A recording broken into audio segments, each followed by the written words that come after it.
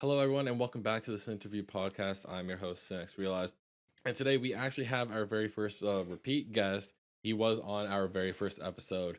He is a variety streamer who recently has had immense growth on Twitch through playing Pokemon Kazo Ironmon by attaining Twitch partner as well as being a founder of Epilogue Gaming. We have Bengerman10. Hi, Sin. Good to be back. Thanks for having me. Yeah, no problem. I was running out of guests, so I panicked. I'm the perpetual backup option. Oh yes, of course. It's an easy option. Yeah. So how have you been? I've been good. Busy. I'm a second year PhD student. I don't remember where I was when you first interviewed me. Um, I was probably either just starting my program or like pretty close. And so I'm in my second year doing my PhD program, and I basically stream full time. So I have essentially two full-time jobs going on at the same time, which is always a lot. But keeping busy has been good. So doing pretty well, all things considered. That's always good. Yeah, Um, I'm trying to remember. I think you were maybe like just about to start the PhD or something. All I know is that it was when you were looking after that stray cat before you moved. yeah. So that was a couple years ago. Yeah, So yeah, something like 2 years ago ish, give or take, is what I'm mhm. thinking. Yes, somebody else has started taking care of the cat now. So Oh, so just yeah, an update to everyone. Yeah. yeah. So you actually found someone that able to look after them.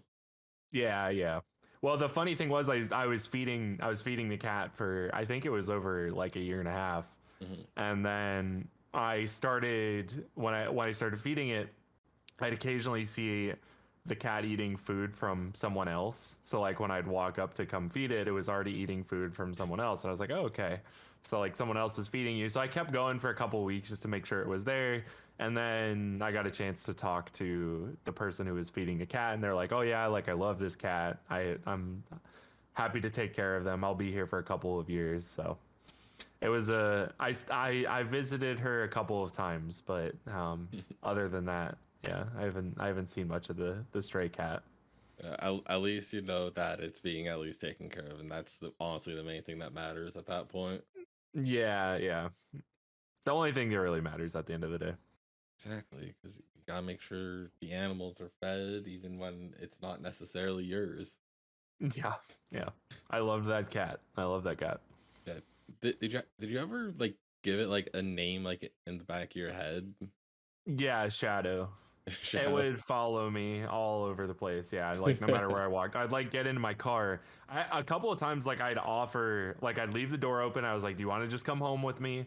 But the cat would just sit right there outside, and I wasn't like gonna force it to come with me. It was an outdoor cat. Like I saw that thing chase down bugs, climb up trees. Like it wanted to be outside, but um, yeah, it would like if I was over in that area, it would follow me anywhere I went. So Yeah, I I have always like contemplated like letting my cat Lemon go aside, but at the same time I'm mhm. super anxious about something happening to him and then just not seeing him ever again, and that stresses me out all on its own. I've heard, I don't know how accurate this is, but I've heard that for cats, like if they're outdoor cats, they tend to like to stay outdoor cats, and if they're indoor cats, they tend to like to stay indoor cats. So Yeah, I think it's usually best to stick with one or the other, but I don't know for sure. yeah. I like for the most part we just like keep him inside. He normally just like stays like sitting at like the door anyways. Yeah. Um, or we actually have like a little like ledge that like leads to like our basement and stuff, and he'll just like sit perched up on that, just looking out the window. It's kind of funny. Cute. But sometimes Kate actually will like take him outside and just like plop him in the snow for fun, see what he does. How does he react to that? He gets very concerned and doesn't know what to do. But when he's Poor in thing. grass, he just like slithers along kind of very slowly. Part snake. Yeah, pretty much. Snakes are my least favorite animal. I don't know why. I just have this really. I guess it's probably not weird to like have a complete fear of snakes. Like there, No, I feel like that's pretty normal. yeah. Like there's a there was one time Kay and I were going on a walk or whatever, and just a little garter snake started to slither by. I turned around and started walking back home. Yeah. So you're basically like Indiana Jones. I guess I've never actually seen it in an Indiana Jones movie. He hates snakes, so. I, But he's brave in all other facets, just like you. right. That is cap and a half if I've ever heard it. So anyway, I guess we should get back to you instead of me because this isn't about me. I I know that we have talked like a lot about like your Twitch partnership and all that other stuff, which once again, congratulations on that. It's been like what, like Thanks. almost a month now ish, something like Yeah. that. Yeah, I think so. For some reason it feels like it's been longer, but Yeah.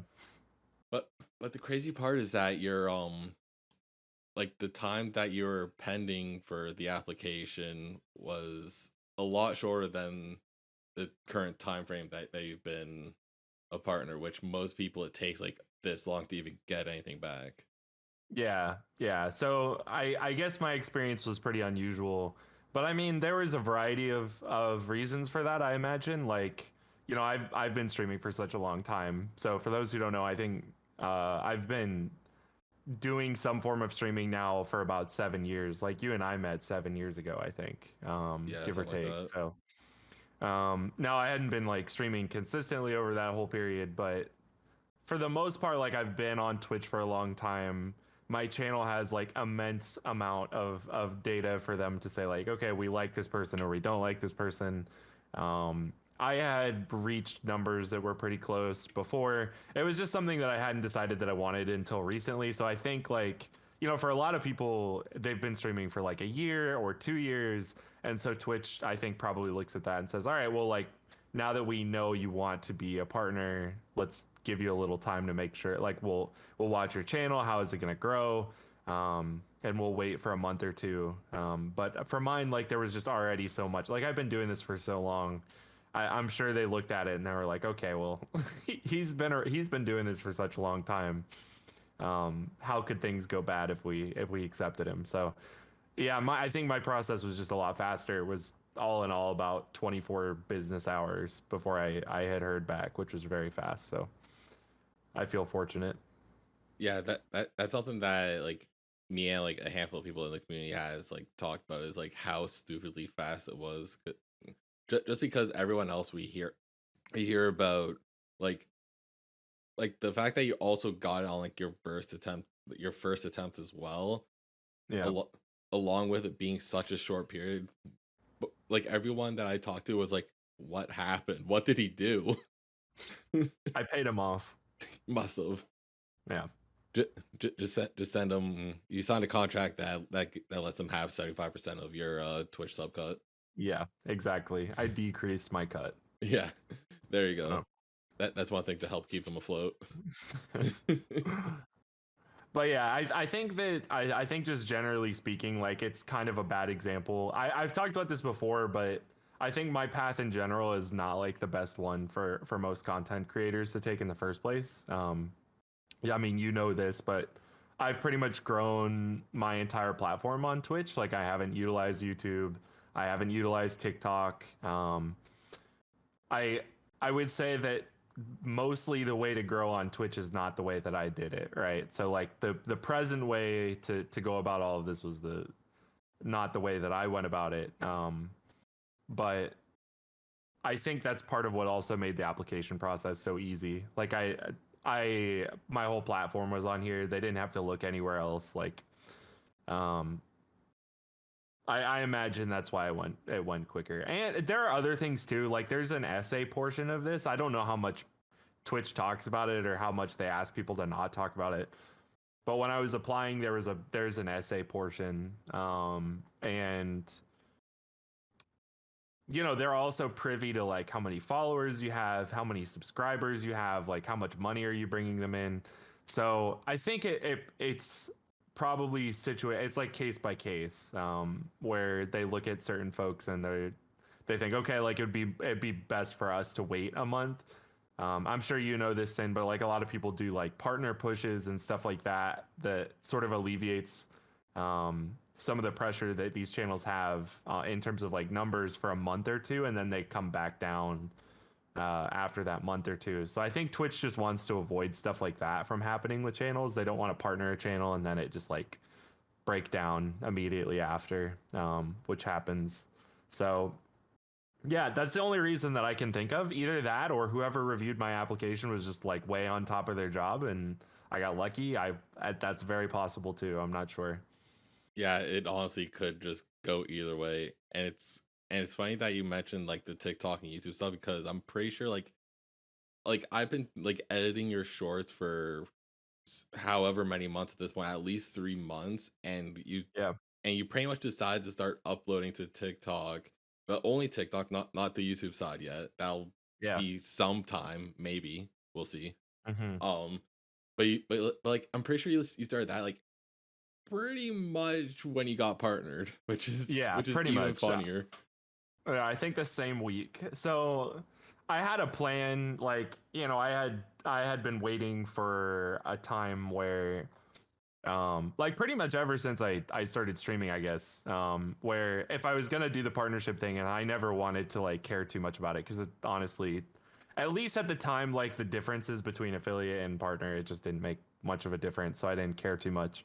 Um, and so I told myself, like, if I was ever going to do it, then I was going to make sure that when I did it, I had like a plan in place. And part of my plan was like, if I was going to apply, I'd have all my VODs ready to be looked at. Like, I wanted to make sure that there was no DMCA stuff. I wanted to make sure that like my social media stuff was in order. So because everybody had told me that it takes anywhere from like a month to 4 months to get for them to hear back, I was like, all right, I'll start uploading and taking care of my socials and like taking care of my VODs while I apply, and while they're looking at it for that month or two, like I'll be uploading stuff regularly. And then I heard back by the time like my second TikTok had hit. So it just worked out, you know, where I really didn't need to go through all of that, I guess. Yeah, you went through all those Yeah. extra steps just for nothing at that point. Yeah, yeah. But now, I mean, the good news is like all that stuff is really good to have now, right? Like it's not. I think the biggest thing about partner and like, you know, affiliates go through this too when they start streaming is everybody is so goal oriented. So you hit like affiliate and then it's like, okay, now I can just sort of uh now I can do things however I want. Like I don't have to put in effort. Or maybe it's partner and you hit partner and then it's like, okay, well, now I don't have to put all this effort in. But for me, the big thing was if I hit partner, I wanted to make sure that I wanted to keep streaming like and having success on the platform. So it worked out really well for me because the only real way to have success on this platform is by having success on other platforms. So like I still want to do that. And that's part of why, you know, I've started to push my content to like other platforms as well. Uh, so it works out in that sense because for me, like it might seem like, oh, like I've done that, I've hit the end goal, like now I don't have to worry about anything. But I didn't really care about the partner thing in the first place. I cared about I guess the only thing I really ever cared about was getting a chance to share what I do with other people. And now the best way to do that in a lot of respects is by using other platforms. So I'm still happy that I'm doing it, but it is funny the way that it worked out. Yeah, I've also and one thing that I have noticed with you is like you have always been like super like community based, like with whatever game you're playing, you start building like more viewership with like whatever community you're in, and then some of those people like trickle along for like the rest of your game swaps that you do, whatever it is, Yeah. whether it's Mario Kart, Dark Souls, or right now Kaizo. Yeah. Um and and then especially since every year you have your like Epilogue Gaming Awards thing that you do as well, which I believe when this goes up it'll already be done. It's literally the weekend of this recording, pretty much. Yeah. Yeah. Yeah. That's on Sunday. So I think, yeah, when it comes to, you know, viewers trickling along from like each each game that I play and like each community I become a part of, I talked a little bit about this on Twitter, but I think the only way to make that function on Twitch, and I'd argue it's a really good thing to do if you can, or if you feel like you have the stamina for it, is to build a community slowly over time and not rely totally on one game or like one genre. Even like that can be really hard in terms of like burnout and the sustainability of your stream. So I got really lucky where, I over time kept gaining more and more regulars to my stream. So Mhm. there are people at this point in my stream, I would say like anywhere between 75 and 100, who I'll see almost like 90% of my streams, right? Who will pop in, they'll at least say hi, like, hope you're doing well. Maybe 90% is high, but pretty, where I'll like most streams, I'll see the same people pop in and say hi, and they'll either hang out for the whole thing or they'll hang out for part of it. And so that makes it really easy because then whenever I wanted to switch games or I wanted to do something different, I still had a base to go from. And one thing I've noticed, like, especially in like, I'm doing Kaizo now, which is like a challenge run community. I've noticed that for me on days where like maybe there's like I ate your pie, I think you know who he is, Sin. I've only heard the name from you, but honestly, I've Yeah. never taken a look at them. So he was the one who came up with the Kaizo challenge, but he's also like one of the bigger variety streamers on Twitch. So he usually gets anywhere between like 2,000 and 5,000 viewers. And so he's often in the same directory as me. And when he's streaming, there are going to be less people in my chat, right? Like just generally speaking, I'm no longer like the top person in the directory, or like sometimes I'm third or fourth or whatever. But the thing for me is that I'm really lucky because my regulars are going to show up no matter what, and it doesn't matter if somebody bigger than me is streaming or whatever. But for other people in the same community, oftentimes if they are streaming at a time where someone larger than them is going live, like those numbers dip and it becomes less consistent.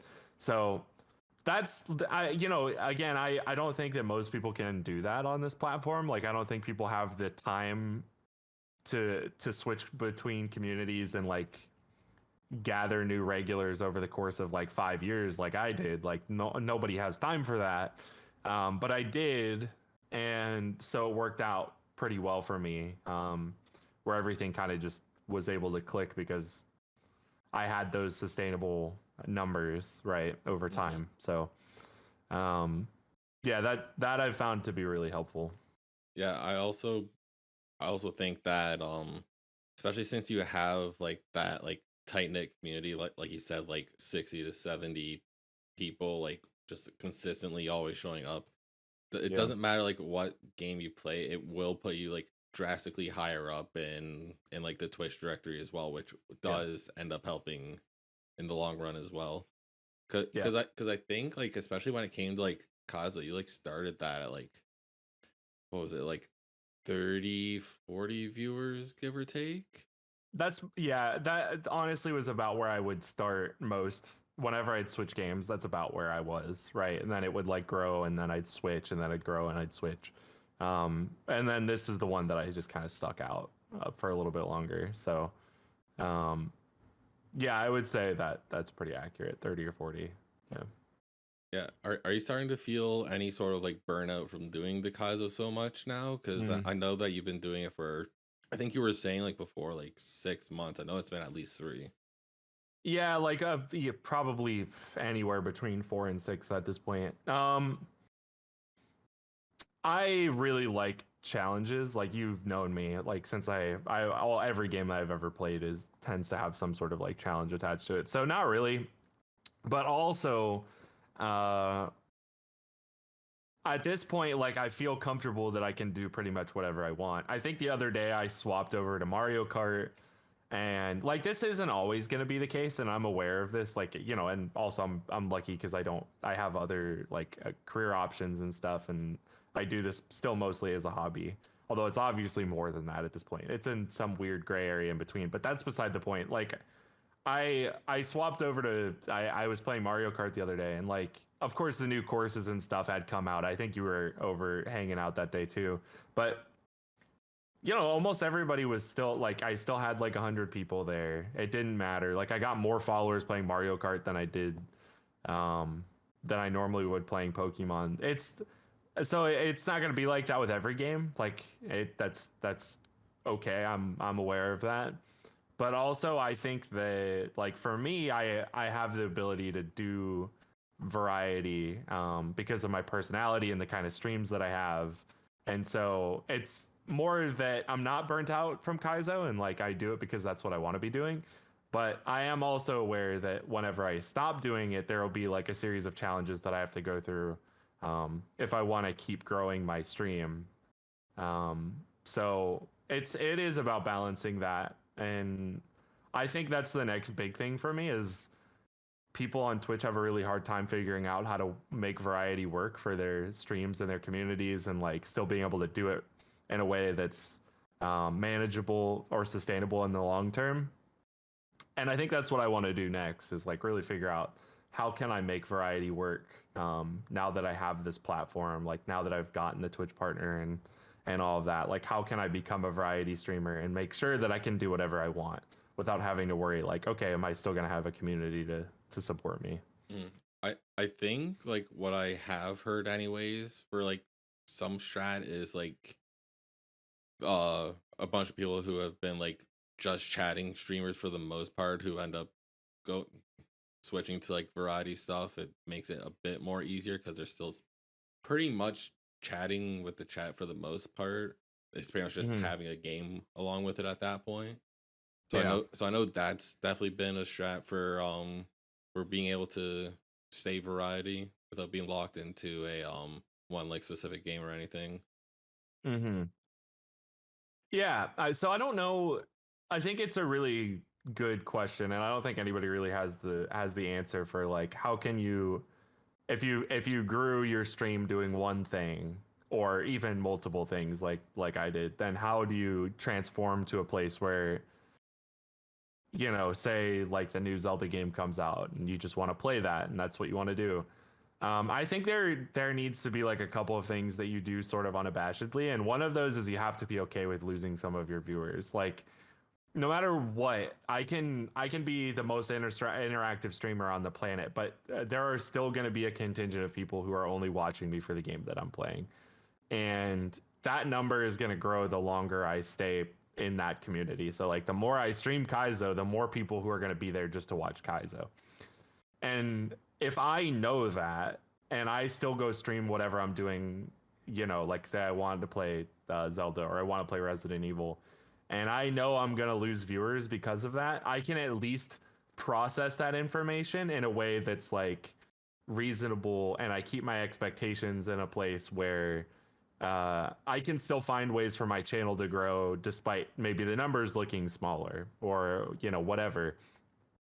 And so I think that's really the place that like I want to be in, where it's just having reasonable expectations about the difference between, you know, like game hopping or like genre hopping, and also still understanding that uh, I feel like I as a streamer, I as like a content creator, have the ability to um, maintain a community through those transitions. So I think that's really the big thing, and a lot of people sort of lose that sense of confidence when they lose some viewership. Like I think anybody would say that. Like even smaller streamers, I think when they go from having like you know 10 viewers to maybe one day they have 5 or something like that, or you know somebody with 5 viewers goes down to like 1 or 2 one day. Um, I think the big thing, and like this is something that I would really you know, like I've known about my channel. I've been doing this for so long. Where I had days where you know I was averaging 15 to 20, and then one day it would just be like 6 people would show up, and you can only take that as like a small data point. You can't make that whole day the entire worth of your stream, right? Um, and so I think that's the best way to process variety streaming is that it's like just another data point in the marathon, that if this is what you like to do, you know you're going to be here from 6 months from now, regardless of how tomorrow goes or the day after goes. And so that's how I'm processing it right now is like, okay, well, I've done this. Like I've hit the top of the proverbial Twitch mountain, at least, you know, from where I'll ever like, I'm never going to be bigger than essentially, you know, whatever it is that I am now. And I have to just be okay with that. Like I do this now because I love it. I've hit a lot of my goals, and so now it's just all about trying to enjoy myself and continue to like share what I do with other people. So I'm excited to keep doing that at least. Yeah, I think I remember like when you were like being like super variety and you had that like stint of Skyrim, and you were just getting follows upon follows because I think there was like at the time if you set up a Twitch account through like mobile, it was like automatically following you to like bunch of like random channels in whatever Yeah. category. And I Yeah. think you got hit with that. You gained like what was it, like a couple hundred. It just didn't stop. At least, yeah. I think, you know, at this point in my stream, I'm at about 5,400, 5,500 or whatever, and like I got like 1,000 of them from that small chunk of time I played Skyrim and then Fallout after. And it was all because that, you know, like part of it had to do with the Twitch thing. Part of it had to do with the circumstance. Nobody else, like Skyrim's a popular game. Nobody else was playing it. Um, I hope I'm not going too far off on a tangent here, Sin, but one thing that I'd like really talk about now that I've hit this point is how much luck plays into all of this. Mhm. And I've gotten a chance to like see over time how luck factors into like Twitch growth and stuff like that. And so for the Skyrim experience specifically, Skyrim is one of the more sought after single player directories. It especially was 3 years ago, you know, when that was happening. It's even still now, but nobody was. It just so happened I was playing it at a time where nobody else was playing the game. So everybody who was looking for Skyrim, the first person that they were going to see was me.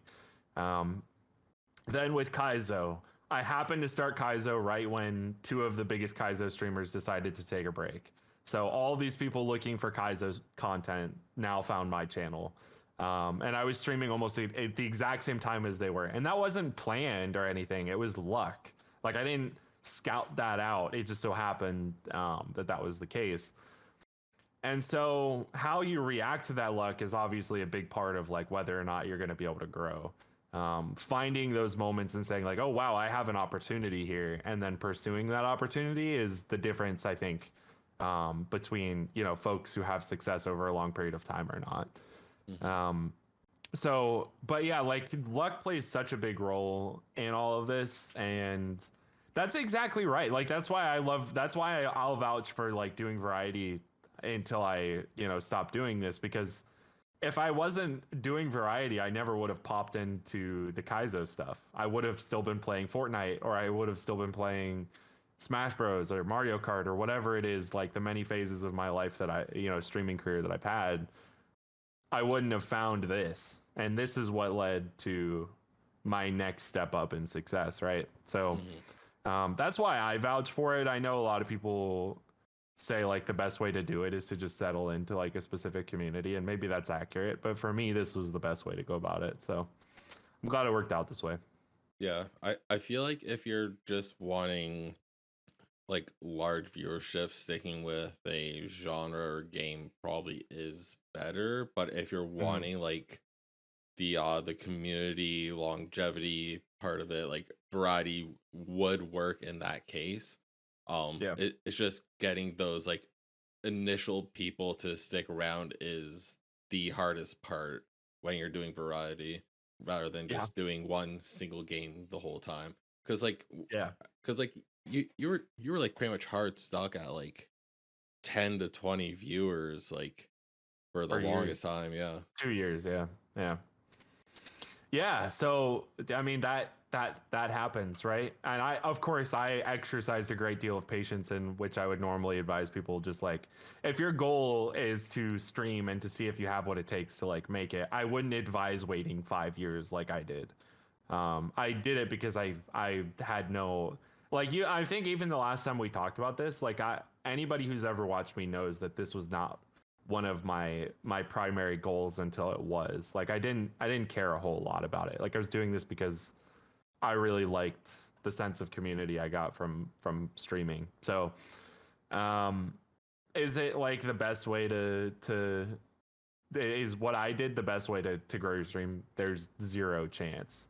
But it was the best way for me. And I do think that there is value, like you said, in like that sense of community building. Like it made it so that even though I wasn't a Twitch partner, like I had more subs than most Twitch partners, and I had a more active Discord than most partners, and like I had a better community than a lot of partners, or at least from my perspective. I had people who I had established real relationships with, in ways that benefited me, not just my career, but like, my personal life. So it it really does depend. But this was certainly worked for me, and I'm, like I said, I'm really glad that it worked out the way that it did.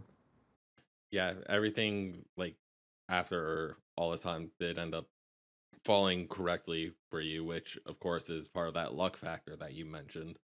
Yeah. What there was one thing I did want to mention, since before I was talking about how Twitch is mobile or whatever it is that like follow spike that you had.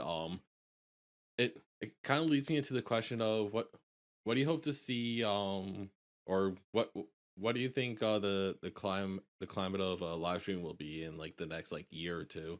Do you think it'll be like drastically like less gaming? Do you think people Mm. will platform jump?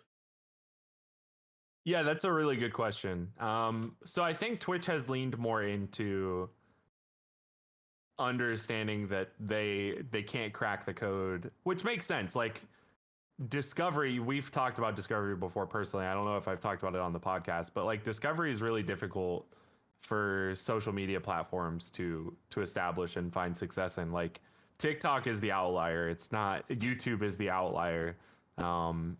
So many platforms have tried and failed to establish content creators through their platform, right? Like it's just not very often that this happens. And Twitch has tried, to their credit, like they've tried to make it work, and they haven't found a whole lot of success. So what that means is that Twitch probably needed to stop being so stubborn and accept the fact that other people were growing through the platforms like TikTok and YouTube.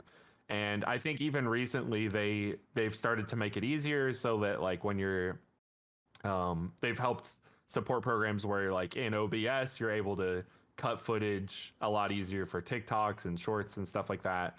So I think they're leaning into that a little bit. In terms of like jumping platforms, I've said this before, but I think like there's the streaming world is still ripe for a competitor to Twitch. Like it feels like it's overdue. I still think it'll probably be YouTube. I just think maybe it's not happening as fast as people thought maybe it would. So I think there's that. But in terms of the long-term outlook of Twitch, I think there is this predominant, I don't want to call it a streaming meta, but like there's a predominant effect going on right now where the era of like the Let's Play is dying. And I think anybody who watches this closely, and has watched content creation closely notices that like the era of that kind of like, I'm going to play a game, I'm going to walk through it, I'm going to talk through it, is not what it used to be. People aren't looking for it in the same way that they used to be, or that they used to. And so I do think I have this fear, because I really like playing games with people, that a year or two from now, already the biggest content creators are not game players, like for the most part. Like maybe they'll play, but if you're looking even at like the streaming awards, like how many of those big time streamers were predominantly like game players? Mostly they were like content, like reaction streamers, or even if it was like more like a podcast format, or like I don't know what you would call these, but like event streamers, like Mm-hmm. people who plan big things for their channel and then explode through like viral content. I think is really popular. Yeah, the people like Germa, Mm, Ebi, I think, yeah. and recently Ludwig's been doing it a lot more. Yeah, right. So, like, I think that's at the tip top of Twitch, and it probably always will be, at this point. So, if the question is like, do I think that it Twitch will be like predominantly game oriented in 2 or 3 years? I think probably not. And I also think there's this whole elephant in the room of like the copyright issues that Twitch has been going through, whether it's music. Eventually it may be the case where games just don't want people. This is a shaky issue, but is there ever going to come a time where, it won't happen with something like Fortnite, but like where bigger single player games just don't want you streaming their content on any platform? That's possible, right? So stuff like that scares me a little bit because that's what I enjoy doing on Twitch. But I also think that there's a reality to the fact that, 2 or 3 years from now, the whole landscape is probably going to look different, and you have to be ready for whatever that landscape is if you want to keep doing this. So Yeah, like I've noticed, like especially over like the last couple years, just touching on your whole like you mentioning that the let's play format is dying. I feel like mhm. that format's practically been more or less shot in shot out back like probably like a couple of years ago. Like even like pre-COVID, it was I was noticing that it was on a massive decline because at the time when I was doing like Pokemon like randomizer content, I think I was uploading like I realized it when I uploaded my Pokemon Let's Go Eevee Let's Play. Like I pretty much I believe I stopped like just uploading that because I noticed viewership for just straight up Let's Play walkthrough content has been just pretty much dead. It Yeah. is like it all comes down to now like heavily like especially for like the YouTube side, like YouTube is more like highlights of like a game that's being played or something like that. Tips and tricks, obviously. I don't think those are ever gonna go away for the YouTube side anyways. Yeah. Um, but like every especially with how people's minds are since like TikTok is like super short form and stuff, like you have to be like go, go, go, go for streams. And I think that's definitely where the direction is going to more like high intensity shorter streams is kind of my guess. Yeah, I think that's a really good way of looking at it, is like shorter high intensity streams that can be planned out for months in advance, right? Hmm. And then there's the sort of polar opposite, which are like subathons and things like that are just like perpetually there. Um, I don't know. I think it's some weird blend of those two things. But like at the same time, I think that there's always gonna be sort of this backbone of people who want like one of the things I study is a concept called third place, which is the idea that we all have places we like to go that are away from home, away from work. So whatever that third place is, we all have something like that. And so for a lot of us, it's Twitch or like some other digital atmosphere like Discord or whatever, YouTube, where you can interact with other people. But the thing that all third places have in common is that they have some sort of local backdrop for us to share together. And so for me, that's always been video games, right? Like, so when I'm on Twitch, the shared understanding is the thing I'm playing on the screen, or the thing that the streamer I'm watching is playing on the screen, right? So that's the shared backdrop, and I do think that there's danger in losing those shared backdrops, where the reason people are communing together is because of this game, and then through that game they have real interactions, right? Hmm. So I think that there's like danger in terms of the sociability of something like, what like a Germa or Ludwig does, where it's different. It's like a form of live content that feels more like a concert than it does, friends getting together at like a coffee shop or a bar or something like that.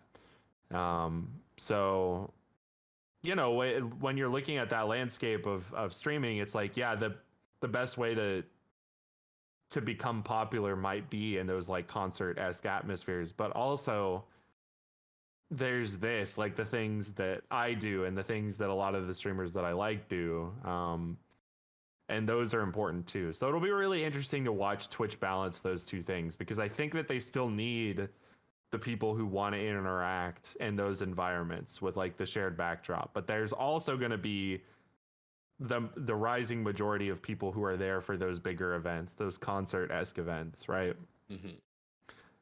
So watching them balance that is going to be really interesting. Yeah, I've heard Ludwig at least talk about it because I follow him relatively closely. I know that he's mentioned for like streaming wise, like depending on the platform, might depend on like for like the event, because he was saying that he feels YouTube is better for event sort of stuff, because like I guess they like have like higher quality and all that other stuff, and then there's the and then Twitch has like kind of like weirdish encoding, I guess. So it could like end up affecting it at least a little bit. Like Yeah. I'm not 100% sure. It's been a while since I heard about it, but I was like, eh. Yeah, I mean that makes total sense to me. And I do, you know, like I said, I think that Twitch is honestly really, really good at funneling people toward already popular things. So that's why Twitch has been able to stay on top, right? Because they're really good at keeping those content creators that bring in a lot of people happy and making it easy for people who are looking for that kind of thing to find that sort of thing. It's just going to be a matter of whether or not Twitch feels like it needs to sustain some sort of content creator farm in which they can help produce new people who want to do this. Because like no matter who it is, whether it's like, you know, it's Ludwig or it's Ninja or whoever the top content creator might be at the time, they aren't going to stay that way forever. And so you need new faces, you need new people, and Twitch isn't so good at doing that. So it'll be interesting to see if there ever is competition, because I'd guess that whoever you know that competition is quite a bit better in terms of being able to find and develop those new content creators in a way that Twitch cannot. So we'll see. Yeah, I believe there was a an interview with Emmett Shear. For anyone who doesn't know, he essentially runs Twitch in a nutshell, CEO or something like that. Um, and from what he said is he feels that Twitch is more of like a service than an actual like platform, and people should be branching out to like other ones and not putting it all on Twitch, which I found really interesting to hear, especially from someone so high up at like himself. Yeah, I mean, so they have to say that at this point because everybody already knows it. You know, I think it took them a long time to acknowledge that. So hopefully that doesn't mean that they're throwing in the towel, but it does in some sense sort of feel like they're throwing in the towel. They're like, hey, if you're not popular on here, the only way you're going to get popular on here is if you go somewhere else. And that's difficult. But, you know, I've also been like, so before I started streaming, I was in like the games journalism space, and I was never like a big creator on there. Like I was still early on in my career. And one thing that I've noticed a lot is that people who I was working with and who have gotten like followings on Twitter or IGN or wherever they got that following then can shift pretty easily over to Twitch and find a following there, right? Which makes sense. I think Twitch just has relied on that sort of transitive property because they know that their platform is a lot easier and more sustainable for a lot of content creators than say something like Patreon or you know, even you see right now in the games journalism space, like people are having a hard time holding on to jobs. So Twitch offers this alternative where it's like, hey, well, you know, if you're tired of doing this thing where, you know, you're gaining all these followers on Twitter and you can't do anything about it monetarily, well, let me show you this platform where someone like me has 5,000 followers and arguably could do this for work. So Twitch is pretty good at that, right? They're pretty good at that. They're pretty good at saying like, "Hey, we know you grew your platform elsewhere. Now like take it over to us because we can offer you something that those platforms can't." So it's a weird mixed bag. Twitch is really good at helping people with audiences sustain those audiences into like strong I guess like if you're looking for a way for your platform to be economically sustainable, Twitch isn't the worst way. It might be better. It's certainly better than like Twitter. I think it's still better than TikTok. You probably know more about that than I do. Um, but like there's only so many ways you can create revenue on a lot of other social media sites, and Twitch has like figured out great ways to monetize what it has, which is through subscribers and bits and like sponsorships and things like that are harder to get through other platforms. So Yeah. The only like platform that I could probably maybe argue has better like monetization tools and whatnot would be YouTube personally, just because they have their ad revenue stuff like pretty much on log. yeah. Like as soon as you are in the YouTube partnership program, you can make like a pretty good chunk of money. Because like I was talking with my buddy Wilson, the Game Guild, because I believe he's still a YouTube partner, and and he got it from like one of his videos like finally just like taking off out of sheer luck. Mm, Once again, the luck thing coming into play for content creation, and right. he still he still gets like a paycheck like every I don't know how often he does, but he does get paid from YouTube and stuff for even though he hasn't really been uploading really anything too much recently as far as I'm aware. Yeah. Yeah, so I mean that's the other thing too is like Twitch hasn't figured out the ad space yet. They're trying to. It's been really interesting because I just got partnered this last month, and they're currently transitioning between this like monthly advertising revenue guarantee to more like what they're calling flexible, but really is just less reliable source of ad revenue. And it's been really interesting for me because my first month I got an offer that was like, here, if you do this much advertising on your channel, we can guarantee you this amount of money. And then the next month, which has been this month, it's just nothing. Like it's just here, if you use this amount of like ads during your stream, we can estimate it would result in about this much money. Um, and I haven't even like dove into all of that, but it's really interesting because you can see like they're trying really hard to figure out a way to make this work for their platform. Um, and just judging by other people's reactions who have been doing this a lot longer than I have, like it does not seem like this is the answer either. This more like flexible system. So Hmm. yeah, I think YouTube seems to have that figured out. Or at least people are more content with the way that I know that there are still people who are upset with the way that YouTube monetizes advertising and stuff, but it seems Hmm. like it's in a better place than Twitch is. Yeah, I feel like if Twitch wants to get their advertising stuff completely sorted out, they would probably have to like try to steal someone from Google, honestly, Yeah, to get them yeah. on their team to get that sorted out. Yeah, yeah. I mean, it's difficult to say what it would take exactly. A lot of my research is in advertising, but I don't really know how well. Like, I don't know much about the monetization process. So Hmm.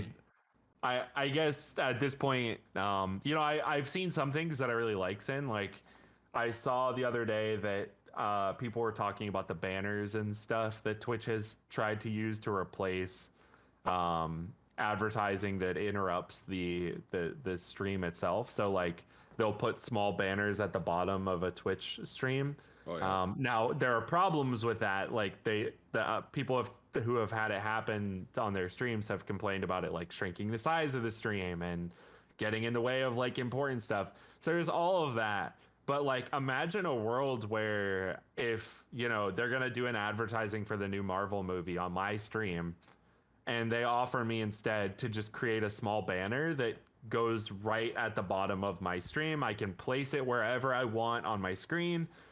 And instead of having those ads that interrupt a new viewer experiences, or even worse, somebody watching my stream and something's cool happening on my stream and it gets interrupted with something that takes up the whole screen, they can then see a banner that's present more often because maybe they think that, you know, it's less effective or whatever, but it's still a different option.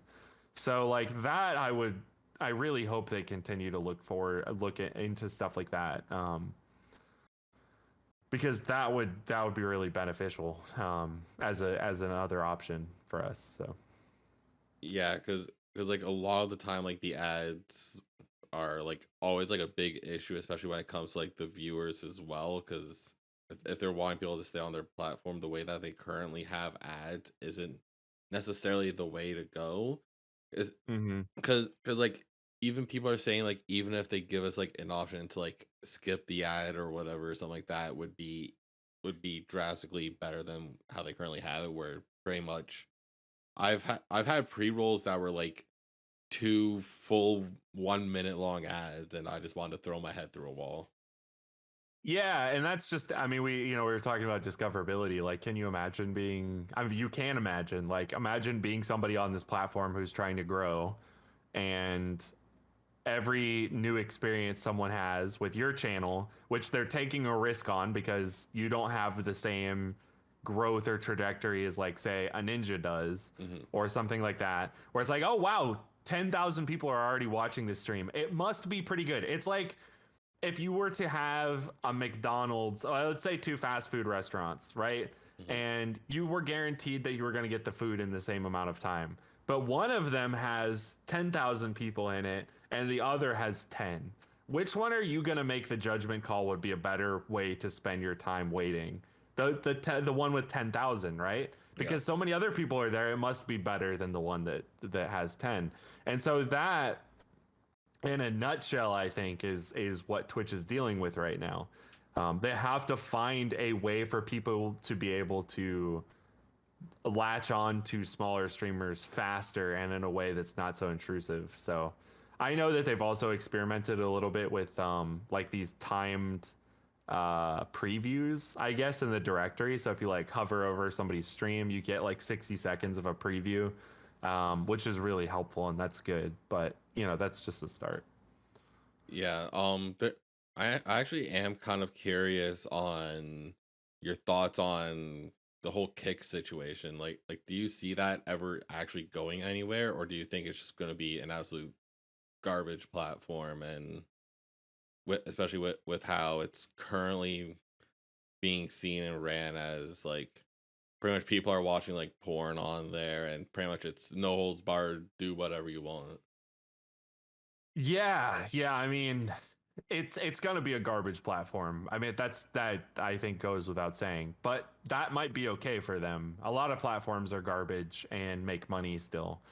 Um, the you know the big, like I said, I have experience in advertising, and the big thing to understand about most platforms is that they cannot be sustained without advertising. That's generally the rule of thumb across the internet. There are not many sites, not many platforms that are sustained without advertising, and there's a reason for that.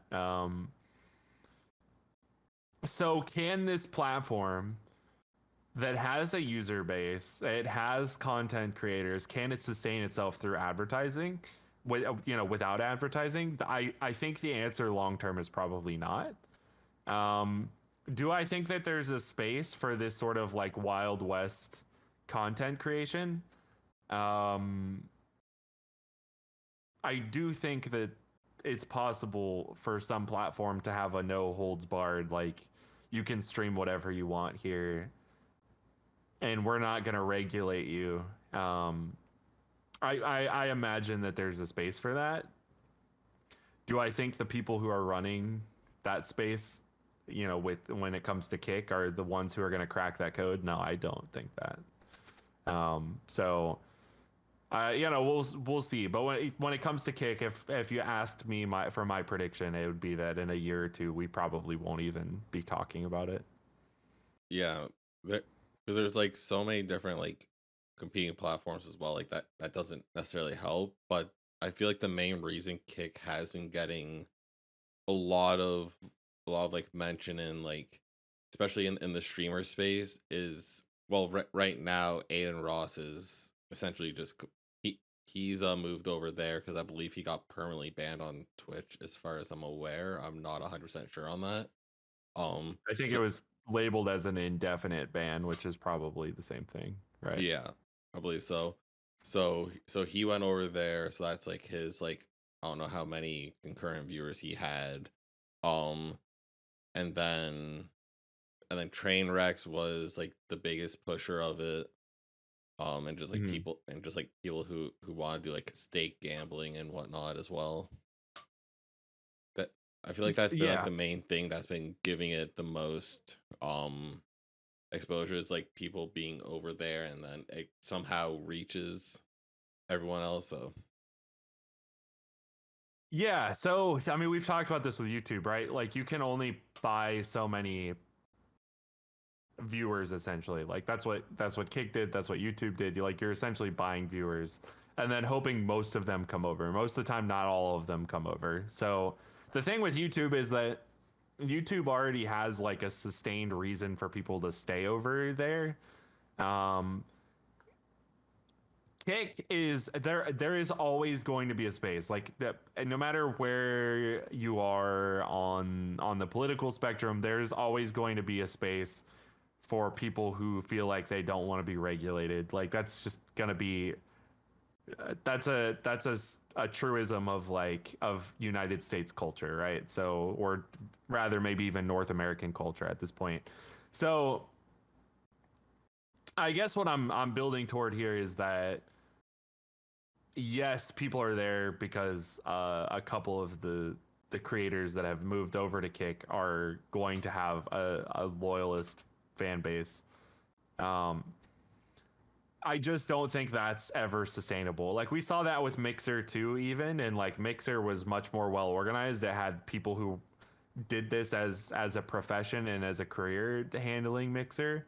Mixer did a lot of things right, and it still fell on its face. And the reason that it fell on its face is because it could not find a way to properly integrate community support and advertising support and we've seen Twitch over the last 20 years. How long is it? Justin TV was probably not 20 years ago, 15 years ago, maybe. yeah, probably I feel like it's probably somewhere around there.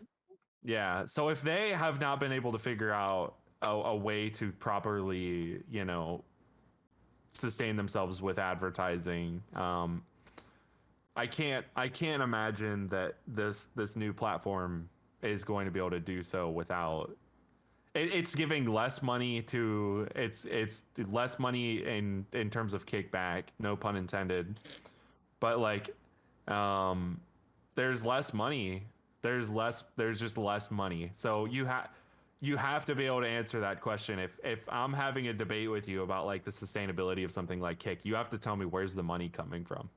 I don't know, nobody knows. So generally speaking, when you start asking that question and if you don't have an answer, uh it's not long for the world. We'll see though. Hmm. Who knows? What one thing that I have heard, I don't know how true it is or not, but supposedly Stake does own a portion of Kick, and I believe that's how they're planning on trying to keep it sustained is through Stake stuff, but as far as I'm aware, that's the only way that they're actually making their money aside from like the 25% sub split that they get from Right. the subs, but as far but like that's all that I've really heard about it. Yeah, I mean, we'll see, right? That's another, I guess, another rule of thumb that I would say is like if you're being supported by even just one revenue stream, like good luck keeping that one revenue stream happy. It's the same reason, like so I ran a website like we've talked about Epilogue Gaming, and like we have a Patreon that's just to support everything that we want to do with the website. And we talked about it before because we could very easily ask people large amounts of Well, we could ask people for larger amounts of money on their own, right? So if we had a specific patron who wanted to donate like $300, there'd probably be somebody out there who could do that. But for us, that's not super valuable. We'd much rather have a more sustained platform where, like, there's 150 people giving $2.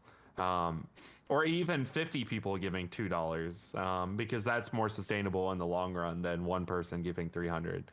Mhm. So I don't know. That's that. I'd say that about Kick 2 is like, I don't know.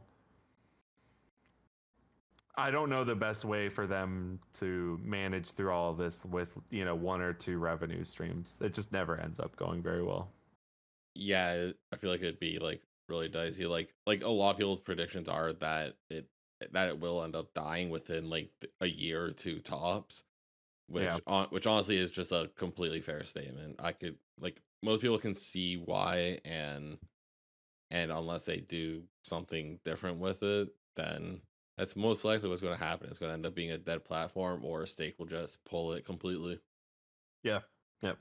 So time will tell for sure, but I'm not super optimistic. Yeah, I don't think too many people are. Yeah. But we are actually an hour in, so we do have a little bit of segments here that I do want to quickly run through here. Yep. And the first one we have here is the Twitter Q&A. So if you guys don't know, over on my Twitter account at Cynics, realize I post typically close to like the start of the month when once I have a guest secured and locked in, I put out a tweet letting you know who it is, and if you guys have comments, go ahead and leave a reply on that. If you guys want to check that over there at Sans Realize. If you guys want to get questions for the next one, which I actually already have locked in, crazy enough. I'm actually prepared. Um, so the first question I have here is from at Benji Bob SSB. What are your hopes slash expectations for the new Mario movie? So to get off that Okay. Twitch topic. Yeah. No, I love this. If there's one thing I love more than games, it's movies. So this expert combination that I've gotten recently with The Last of Us, obviously TV show, and now the Mario movie looking so good. Um, my expectations are just that I'm going to get that same sort of Nintendo quality in a movie format. Um, I have this sort of feeling every time I buy a new Nintendo game that there's this sort of reassurance that, like, I'm going to I'm going to enjoy on some level whatever it is that I get. And I think that's shaken a little bit with the more recent Pokemon, but everything they've shown recently about, regarding the film, um, doing entire Nintendo Directs for just the trailers for the new Mario movie, it tells me that they're fully confident. And they've already put a lot of money into the new Universal sections for Mario World, so something tells me that they know that this is going to be a big success. Something tells me that they know that, and usually, what is a requirement for a big success on the big screen is that people enjoy watching it. So I'm thinking it's going to be really good. Yeah. Yeah, I feel like the movie will probably do really really good in the box office because obviously they're going to get all the gamers, they're going to get all the older gamers as well who grew up with Mario. Um Mm-hmm. of course all the kids that are probably going with like their parents or something like that. Um the only thing that I'm still kind of iffy on is if Chris Pratt will be able to do a good enough job as Mario, because I know that's been a lot of people's biggest concerns. Yeah, I mean, there's no real way to answer that objectively. I think from everything I've seen of it, it's mostly not even noticeable. But I'm also in the camp that I believe that the best people for the job are usually the ones who practice it day in and day out. And so, if I can take a moment to shout out the the voice actors who I would have preferred for these roles, like, I really feel like a lot of the people who have been voicing these characters for a large part of their careers would have been the better choices.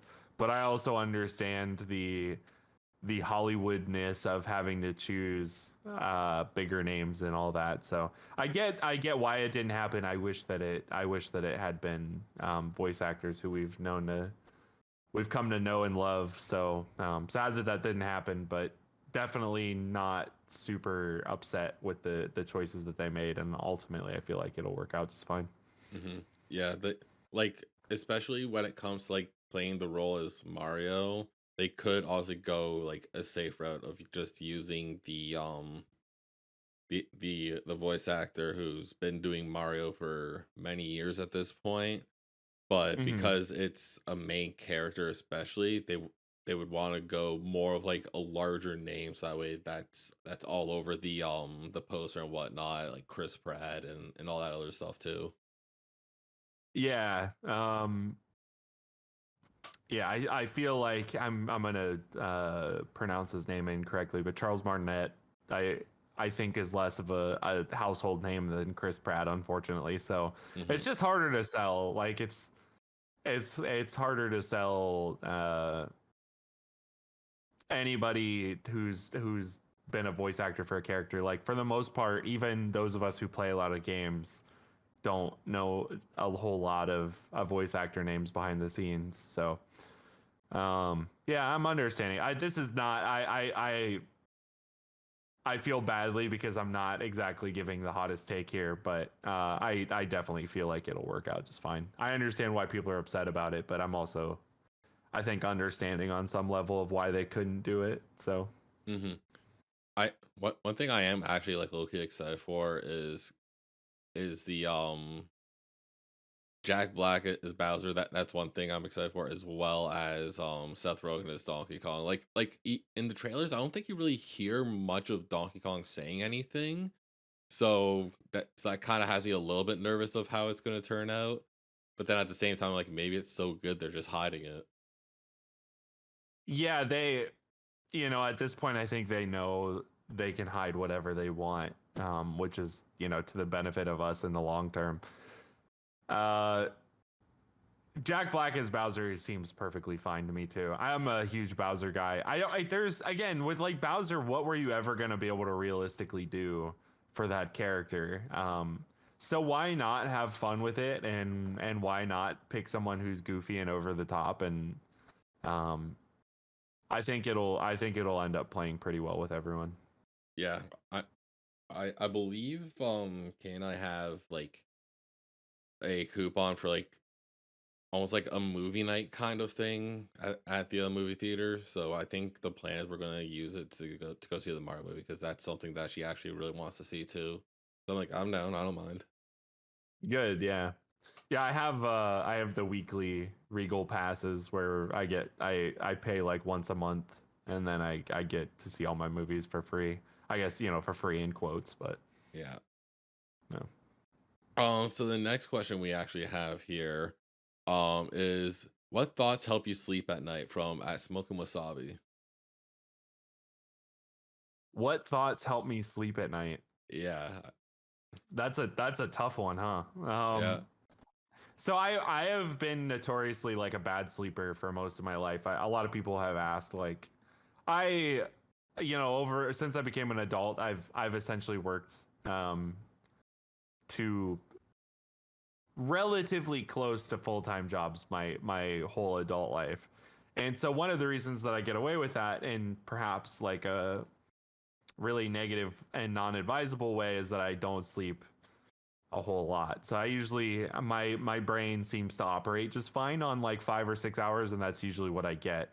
Now, I have very recently, this is a new thing for me, but very recently I've gotten into meditation. I don't meditate like actually meditate, but what I do really find helpful is breathing techniques, just to help me fall asleep. So what are the things that help me fall asleep? Usually they have to do with gratefulness and self-improvement and things that I know, reassurance that like things are gonna go okay. Reassuring myself that I'll wake up tomorrow and things will be all right. There was a quote I really liked, and I'm gonna botch this one too. That essentially says, if if we look at things in the future, and we ask if things are going to be all right, either it's not, whatever it is that we're worrying about is not over yet, but it will be okay, or it's just not worth worrying about at all, and things already are okay. And a lot of respect for me, I spend so much time worrying about things that are either going to be okay in the future, or already are okay, and I'm just not fully comprehending that. So I think between those two things, just trying to remain thoughtful and grateful for everything that I have going for me in my life, and acknowledging that everything is going to be okay, even if it doesn't seem like it in that moment. Those are the things that help me sleep. So, Yeah. good question. But actually, speaking of sleeping, since you actually just mentioned the whole like you sleep 5 hours and then you're fine. Yeah, Are you gonna dabble in Pokemon Sleep? Because if you do, it's gonna suck. You it's need to gonna get suck. you Yeah, need to get those 8 hours of sleep every night. I'm gonna be real bad at it. I'll be the world's worst Pokemon Sleep player. But in reality, I mean, this is something that I'm like actively trying to shape about myself. So I am trying to be a better sleeper. Like, I know how important it is. I advocate everybody try and get as much sleep as they need. So, um, I'm trying to get better at it. Yeah, I honestly I'm pretty much in the same boat here. Like a lot of nights I try to get like at least 8 hours of sleep. Like I got like especially because I work, I get up at like 6 in the morning or something like that. I normally try to go to bed at like by like 10 at like the latest. I'm normally trying to sleep at like 9 or something like that. But like of course stream days I'm streaming until 10 my time anyway. So Yeah. those nights I'm lacking like a little bit, like maybe like an hour or two, but like it is what it is. But I know that this weekend is gonna be a total pain for me, like especially on Friday, because me, Kate, and my mom are heading to Ontario at I think my mom's coming by here at like 2, 3 in the morning. Oh, So, wow. yeah, A late so night. yeah, pretty much. So part of me is like, do I go to bed early and then I'm wide awake at like 2, 3 o'clock, or do I have a power nap, stream until close to the time I have to go, and then just head out? I'm like, Yeah. it's just gonna be a nightmare. That's all I know. Yeah, I mean, there's no good answer to any of that. I've always found that like I'm better off if I just stay awake. If I fall asleep for like a couple of hours and then I have to wake up, I'm just feeling miserable. So, I mean, that's a no-win situation. I feel for you. Yeah, it's gonna be Yep. brutal, but I mean, Yep. it is what it is. I at least got to go see my family for the first time in like, I don't know, like since I moved out here, pretty much. Not to Um, be taken for granted. yeah, exactly. Like my original plan. I don't know if I've like mentioned this to you, but I feel like I've mentioned it like previously at some point.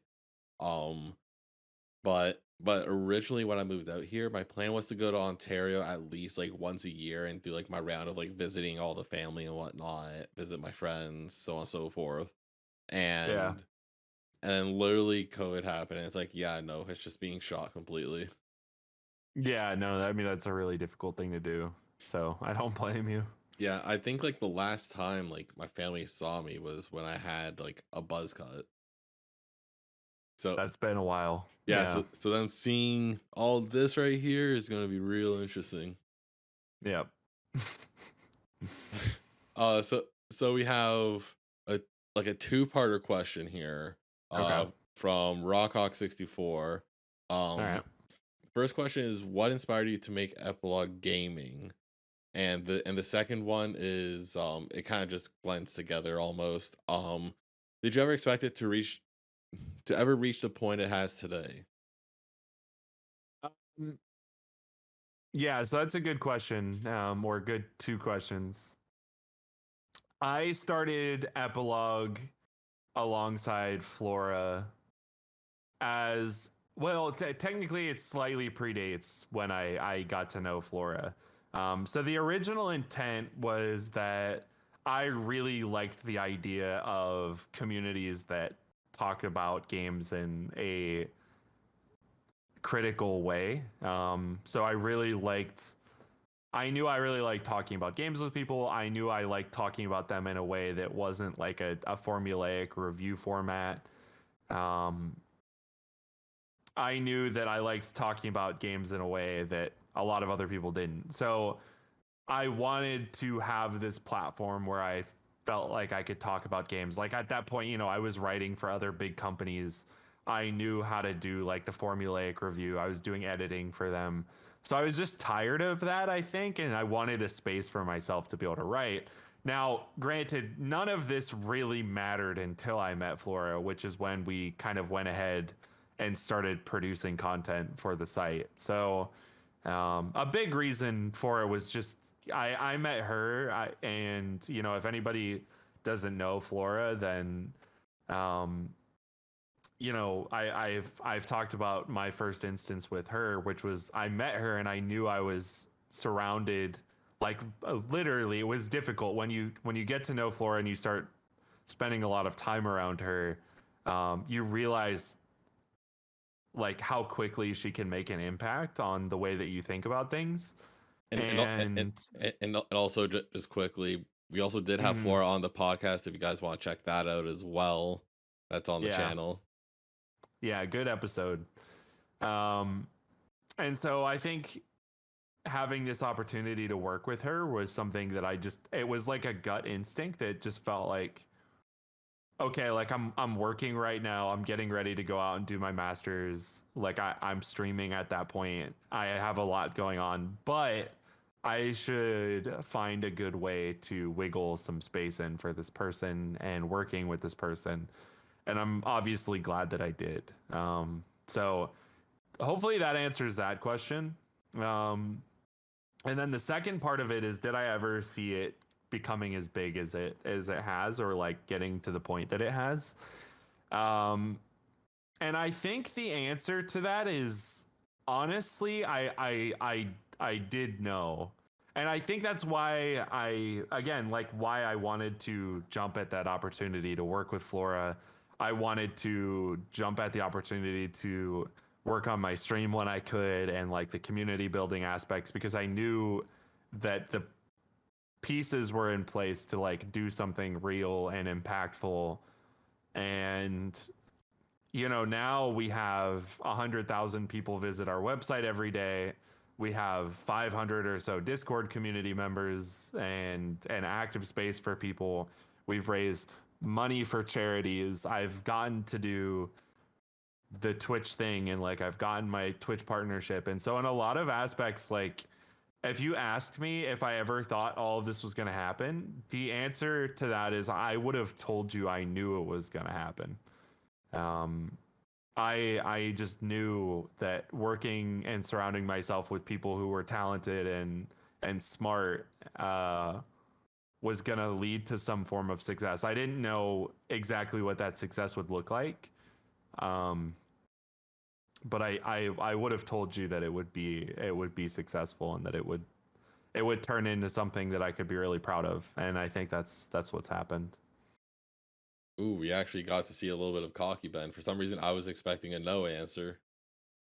Yeah, I think so. That I've talked about this a little bit over the course of my life. Like, I've had several intuitions about the way something would go, and that if I'm not always happy about it. Like, I think everybody grapples with this, where it's like, a long-term way of looking at this is like, what you want your body to look like. So we wake up and it's difficult to get ourselves to go to the gym or to go on a walk, but like if you know that you take those walks and you go to that gym and you eat the right food, you're gonna look a certain way, right? Like, that there's a process to get from point A to point B.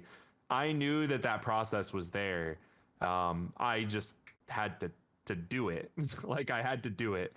And you're right. Like, I think that if there's one thing about me, that it's something that I really believe in, it's that I believe all of us are ideas people.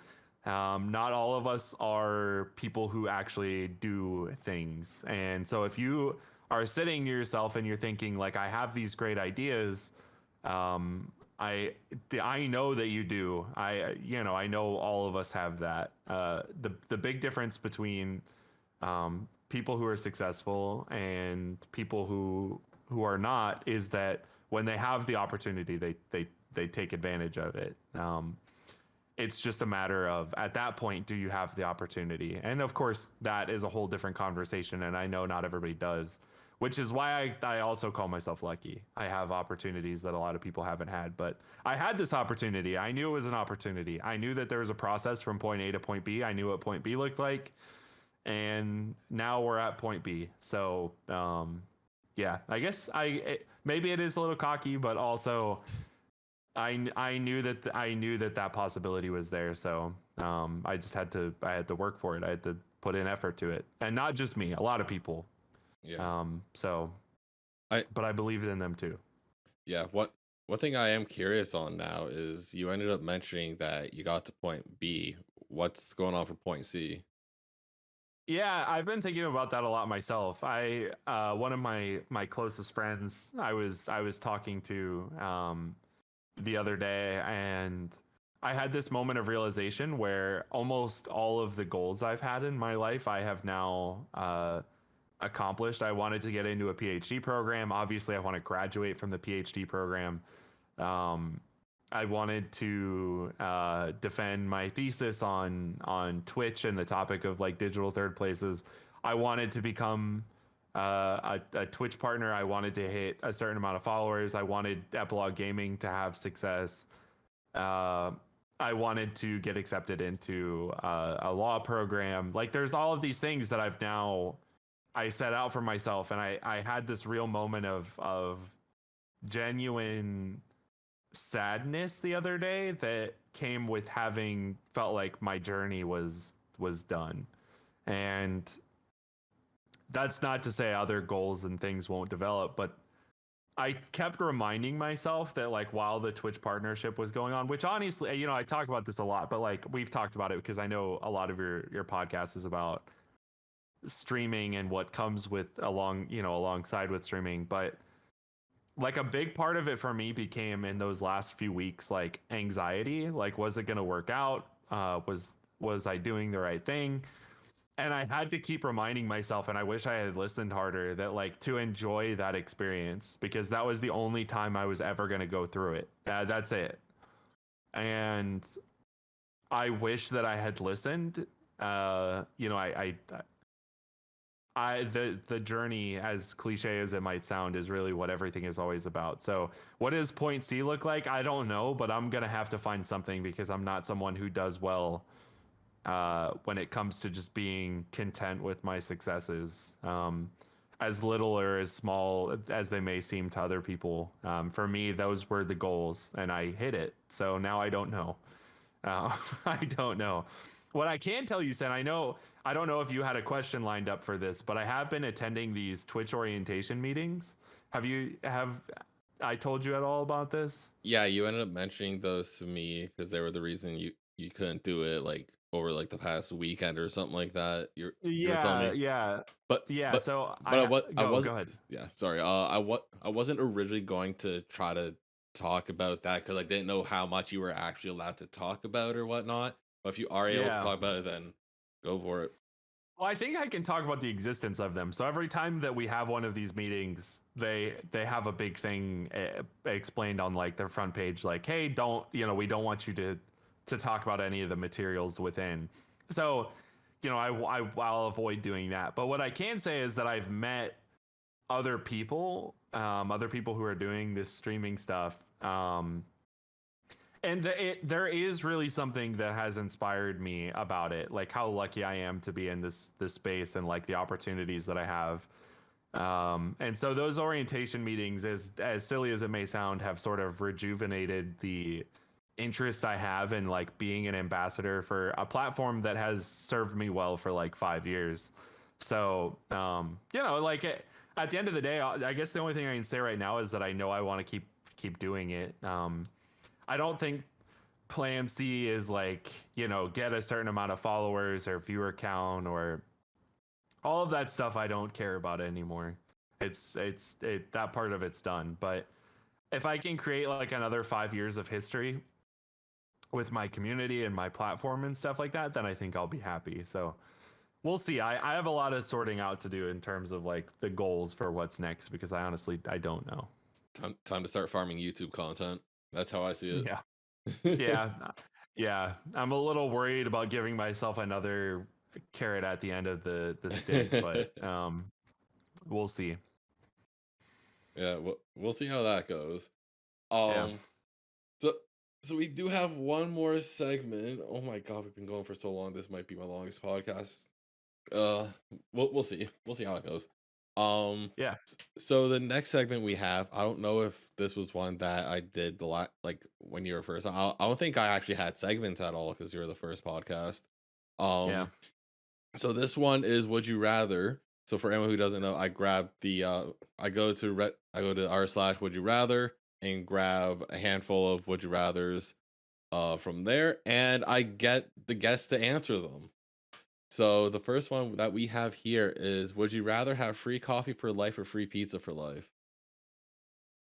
Oh, that's a good question. Free coffee for me. I spend way too much money on coffee every day. So like before I got here, this is a true story. I would go regardless. I buy this thing called a nitro cold brew, and for one reason or another they're not allowed to sell people venti. I don't know if it's because they have too much caffeine. I have no idea. So what I Yeah, it do is I is. buy two grandes. And so every time I go to Starbucks, I buy two grande nitro cold brews. So given that I do that a couple times a week at least, I love pizza and I could eat pizza every single day, but I don't. So I'd probably rather have the free coffee. Yeah, I believe for the nitro cold brew, it is because of the amount of caffeine in it. I believe. Yeah. At least that's what I learned. I never had to sell it at my location. Um, Hmm. yeah, two grandes of that. Holy, that's something. Yeah. you're, you're Yeah. you're an actual caffeine fiend. Maybe we should reflect upon this when we're talking about why I can't sleep very much. Yeah, huh? I wonder why. I wonder why you also feel fine during the day. Like, yeah, I I feel also fine on wonder. 5 hours of sleep, pounding back copious amounts of coffee. Yeah, I Yeah. feel great. Who knows? Yeah, A honestly. real mystery. Yeah. Yeah. So the next one I have here is: Would you rather have unlimited international first class tickets or never have to pay for food at restaurants? Um, international first class tickets. I think. I've been pretty bad. One of the things I told myself was that like I'm getting closer to the end of my education and like I'm doing this Twitch thing now. Um, I got whatever I wanted from those two things. So like now would be a really good time. A lot of people start talking about like, oh, when I retire or whatever, I can't wait to like start traveling. My life now is at a point where it's like if I don't start doing this stuff soon, then am I ever really gonna do it? And I like to travel. I like to travel alone with people, whatever. So I guess I would say probably travel internationally. Though I also eat. I never make my own food, Sin. So I don't know. This is a tough question. I don't know, but I'll go with the travel internationally because that's more fun. Yeah. I actually am kind of curious what the last thing that you actually made yourself is then. I feel like it's Oh yeah, probably like ramen or something or yeah. I still will like meal prep for myself occasionally. Like, I mean, this as a fellow like, I I at least before I started having issues with some of my lung, I would usually burn anywhere between like 3,500 4,000 calories. So I would make myself a lot of eggs, Sin. Like probably way too much in terms of eggs. But the last thing I made myself, um, let's see, I guess would be a bacon omelet. I made a bacon omelet a couple days ago. So honestly it was bacon pretty omelets good. are fire. Yeah, it was good. It was good. Yeah. Every morning I'm actually I normally try to make myself like an egg sandwich as long as I have eggs in the house. Haven't been able to like the past like 2 days because we need to go grocery shopping, Yeah. but like a lot of time I'll just like fry up some eggs, put a bit of seasoning on it, a little bit of cheese. If I have lettuce, I'll throw that on. Can't go wrong with a hot egg. Yeah, exactly. We love hot eggs. Uh, that just sounds so weird. I hate this. It Um, does. yeah. Anyway, this question is going to be a little bit weirder. Okay. Would you rather prevent World War II or win a life changing amount of money in a lottery? World Prevent World War II, Yes, as or in like the one that already happened. yes, as in Would it, you can prevent would it. any person? Yeah, I'll prevent people from having to endure World War II, I think. What's I actually can't imagine anybody saying otherwise. I cannot imagine anyone saying otherwise. so what you're saying is that you wouldn't believe me if when I grabbed this question, the poll thing was already done, and 82% of people said that they would take the money. No, I wouldn't believe you. That's what it was. Honestly, it could be a little That bit higher.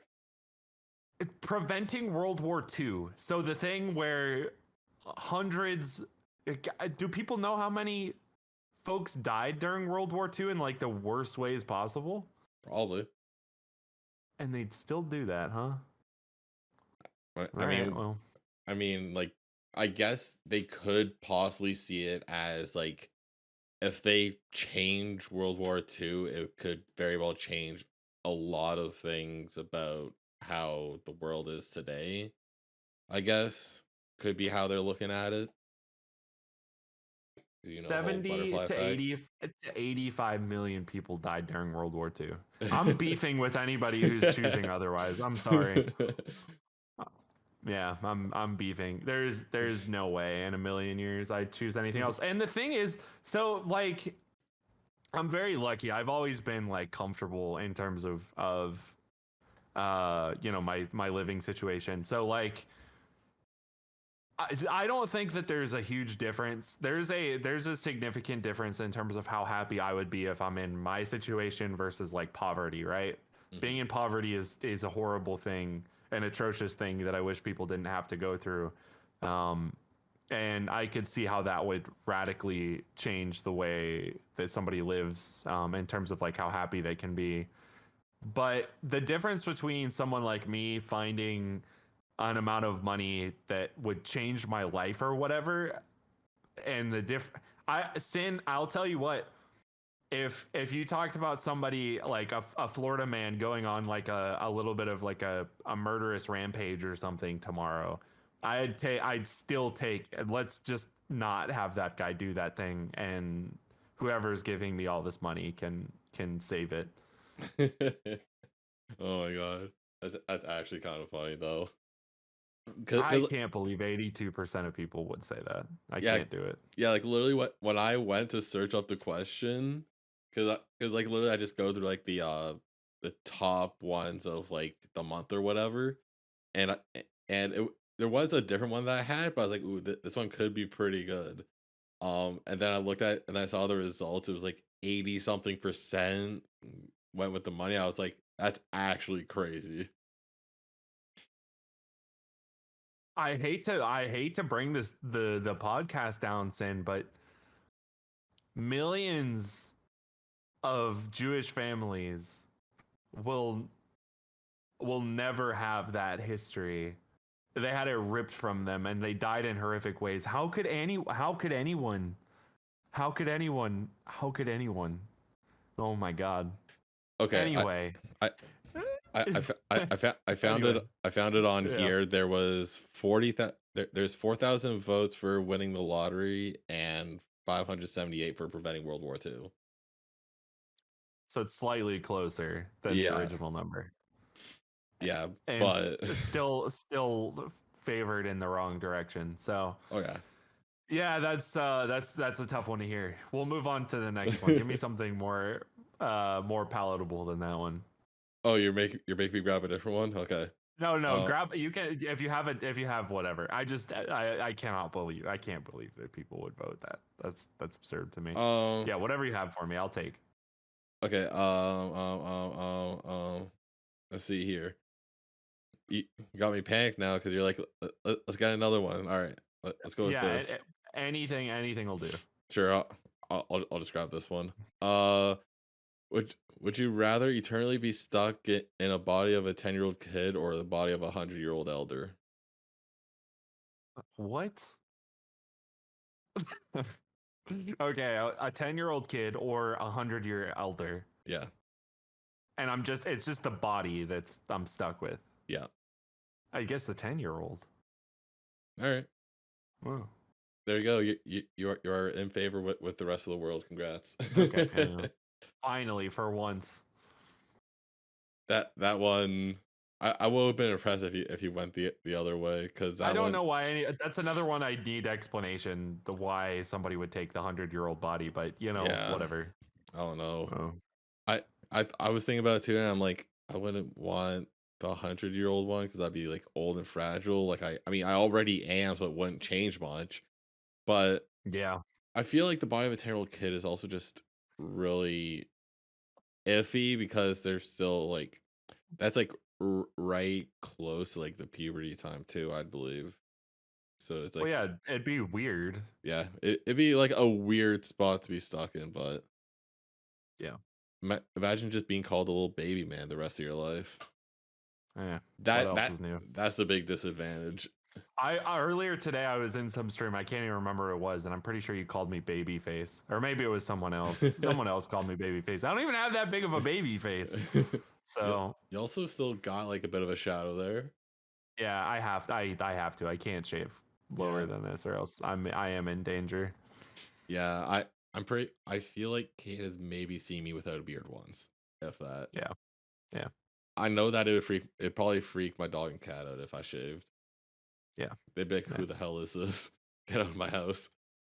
Yeah, I don't think I've like fully shaved in probably at least pre-COVID. It's been a long time. So Yeah. All right, so I actually found the original question that I was gonna go with instead of the World War II one. okay.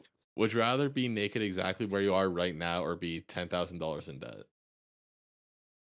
Naked where I am right now. Yeah, because like that's kind of free. You only see like the upper half of your body. You're probably not even wearing pants. Yeah, probably not. So Yeah. That's the Bengerman10 lore is that he doesn't wear pants. I feel like that's the yeah, lore with most streamers, honestly. yeah. And I've already had it myself entirely outed on the internet, so everybody knows what I look like without shirts. It doesn't matter anymore. Yeah, that's true. Mm-hmm. Uh what a good note to end on there. Um Okay. yeah, I guess that'll be the end of the podcast there. Thank you, Ben, once again so much for hanging out. Thanks for having me. It was fun. Yeah, anytime. Let's go ahead and let the people know where they can find you and what you're up to.